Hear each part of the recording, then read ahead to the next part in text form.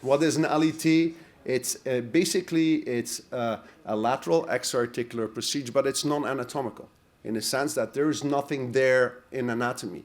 If you look into the LET world and into the MRI world and the American literature, a lot of us are looking for something to be broken in order to fix it. Well, I tell you, there's nothing that broken. It might be stretched, but there is nothing there originally, and we were putting something there as a surgeon, and it works big time. This is the monoloop or LET procedure. If you compare that with the ALL procedure popularized by Sandri Coté, you see that it's very similar. The only difference is it's a different graft. The LET is ITB. This is a gracilis graft. We put it below the lateral collateral, and this one is on top of the lateral collateral. Vector is the same, pretty similar procedure, I believe. A lot of discussion. This is a video. I don't know if I have the time for the video. Maybe we can speed it up like twice. Impossible.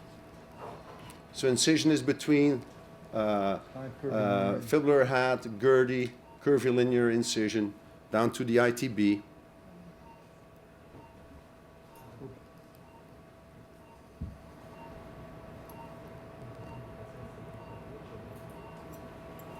I think I'll show the video later and move forward, otherwise it just takes you a little bit too long. But it's important to understand that you can determine the size of your graft there, depending on the size of the patient and the sports you do and how big your intra-articular graft is. I can vary a little bit.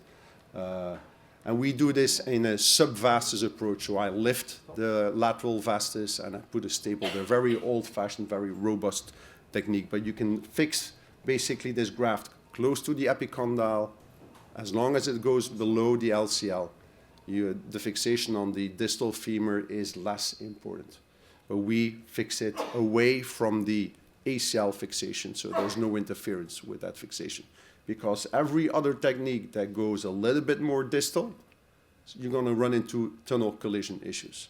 And so there's a number of data and papers out there. If you go closer to your ACL, you're going to have tunnel issues. And otherwise, you can mitigate those with anchors. But if you want to have a tunnel for your ALL or LET on the femur, you might run into trouble. So that's a technical thing that you need to mitigate. But generally, when you do a lateral tenodesis, you're going to be a very happy surgeon afterwards. Why does it work?